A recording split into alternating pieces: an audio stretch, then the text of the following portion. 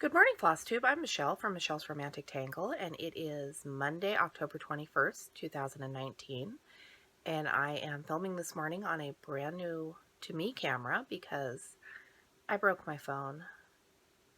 I took my son on Saturday up to the Portland Retro Gaming Expo, and as I was getting out of the van, being super careful to make sure that the headlights were off and the doors were locked and do all the right things so I didn't have to run out midday to check on it, my phone slipped out of my hand and hit the concrete floor of the parking garage, and it's not a phone anymore. Of course, if you're going to shatter your phone, it's going to be when you're 100 miles from home and don't have any way of immediately dealing with it, or it was... I don't want to say that, oh my God, I couldn't get through the day without my phone, because I could, and I did, and it made it harder to keep track of my son because he was in the stuff and I was out in the lobby all day, but we made it work. We pretended it was times before phones and everybody got along fine then. We really need to concentrate on maintaining these skills because we rely so much on those phones that if something happens, it's like we've lost the ability to do what we used to do.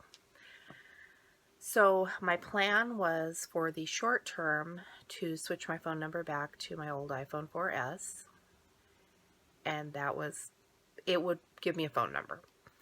Turned out my mom and dad had an iPhone 6 sitting in a drawer that they had upgraded from, so now I have that, which I think is a step up from the phone that I broke. I know at least the phone that I broke, I was playing with 1 gig of available storage, and this thing's got like 50 gigs, so that means more thrifting videos and possibly more fun stuff. And on to stitching here, because I know you guys don't care about my phone. I don't care about my phone situation that much. I can't expect you to. So while I was getting ready to drive up to the gaming expo, I packed my project bag. I had knitting and stitching and books, and I thought I was overpacking because I knew I was going to spend all day reading on the Kindle app on my phone, and oh, thank God I did. I mean, the back of the van is full of books and stuff, and I probably could find a couple cross-stitch kits in there if I tried for my thrifting, but I had things I wanted to work on. Lighting in the convention center, their lighting in their lobby with my vision is not great for stitching, but I did a lot on this. Can you tell what this is supposed to be? To me, it looks like an ink blot, and I know what it's supposed to be, but I can't tell you where any of the spots on the picture are what it's supposed to be. So let's cheat. Here's the picture. It's Pyramid of Skulls that I bought off of Etsy back during Mania. And who is The Art of Stitch? I'll put a link to their shop in the description and all that usual stuff. I had done like the black up here and stalled out on it. Earlier this week I did all of that lighter shading, and then between yesterday and the Gaming Expo I did all this stuff over here. I am having hope of getting this thing, not plowing through and getting it done, but getting a lot more done on it. So I am really happy with this one right now. Excuse my coughing, I am feeling way better, but my voice has not caught up with the rest of that. I did some knitting on my socks, and this was the part that was the most of a bummer about not having my phone, because I could have got a progress picture of my socks with the Unipiper going by in the background, or with stormtroopers in full, what do they wear, armor going by in the background, and I didn't have a phone.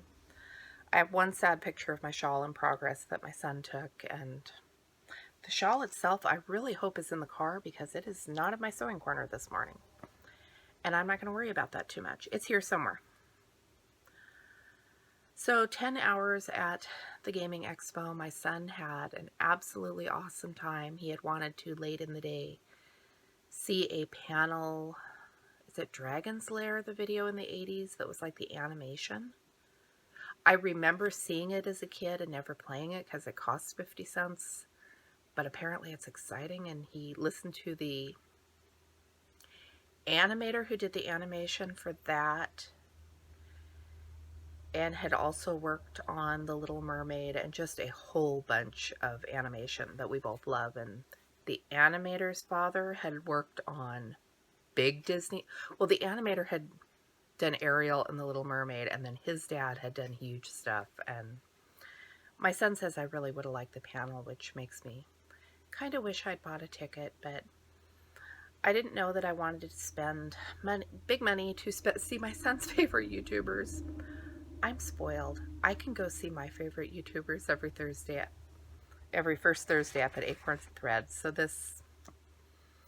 different niches have different realities, I guess. Not gaming expo stitching. I am still working on crocuses on windowsill. And since video last week, I've done all of this.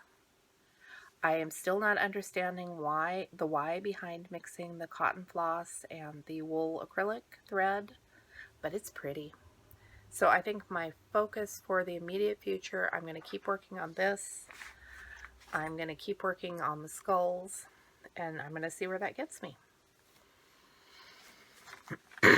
I am super happy with my life right now because all of the activities are done for the moment.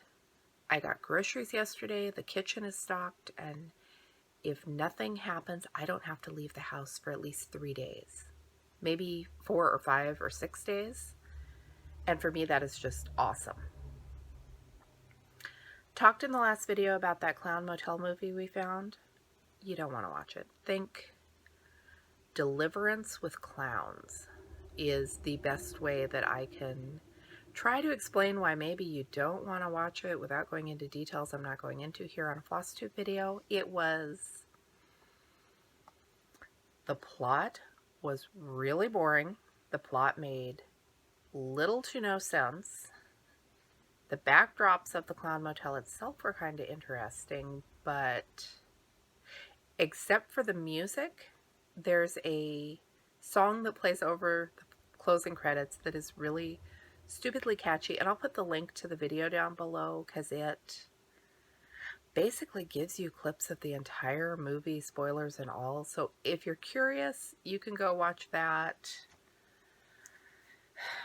I don't know what to think of it. So at the Gaming Expo in my 10 hours, I read 2 books cover to cover. I read Death of a Coupon Clipper by Lee Hollis. I could not get into this one. And I was in a lobby with the Unipiper and the Stormtroopers and lots of people coming and going.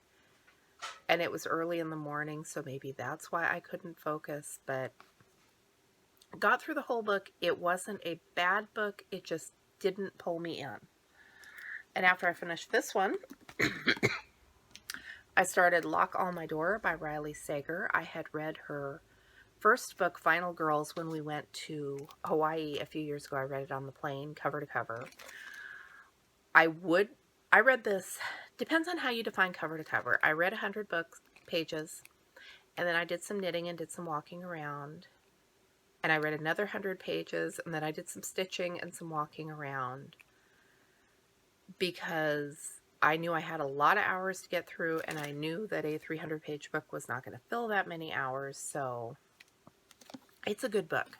It is a really good book, and I would have, if I'd been at home, read it more cover to cover. So the protagonist is a 20-something named Jules. Her parents are dead. Her sister has been missing for many, many years. And she has just split up with her boyfriend. She has just lost her job. She is pretty much alone in the world. And she applies to a job listing for an apartment sitter. In the Bartholomew Apartments, the fictional Bartholomew Apartments, which were built in the early 1900s and have a brass elevator like a bird cage and gargoyles. And to stay in this luxury apartment, she's going to be paid $1,000 a week. She cannot have visitors. She cannot take pictures of the interior. She cannot be away overnight. And she cannot disturb the other residents. We're book readers. We know there's going to be something very, very wrong here. But Jules is desperate, and apparently in books that advise that if it seems too good to be true, it probably is, isn't a thing. Some of the reviews compared it to Rosemary's Baby, and Rosemary's Baby is like one of my absolute favorite books. This is not as good as Rosemary's Baby, but if you like that sort of thing and want something else that's like it than not, or if you haven't read it, it's kind of a young woman in jeopardy. And the thing I think that I really liked about the book, Jules, when she was growing up, her older sister had read to her from a book about a girl who through too good to be true but not scary circumstances got to live in the Bartholomew Hotel. So this had been like her vision of the future of the best it could be, and now she gets to live there herself, except there are dark things going on in that apartment building. So it was good. I liked it. I do recommend it, but it's not Rosemary's Baby. I've done a tiny little bit of thrifting. There are a couple of thrift stores in my area that I don't like. There is one that I have in 15 years been to maybe 4 times, and one of those times was for this video because I don't like that thrift store. So I went and I filmed, and I spent probably a good 20 minutes in there filming, and then had to ring a bell on the wall to get someone's attention to pay for my purchase. So it's different, and I wanted to film there.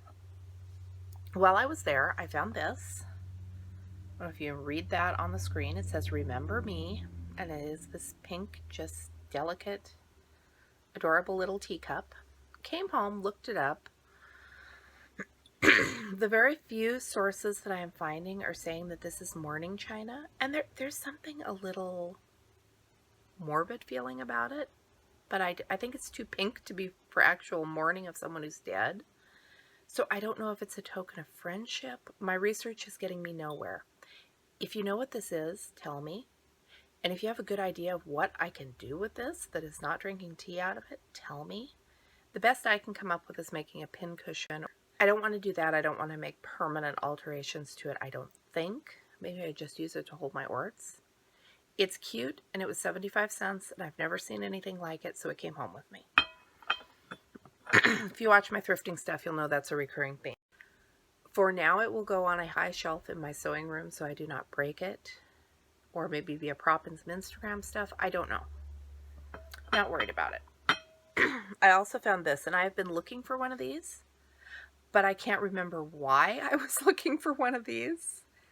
If it was just because they're neat and I haven't seen one in a long time and they're harder to come by. So if there is something stitching related that goes with these heavy old metal lipstick holders, please remind me what I saw.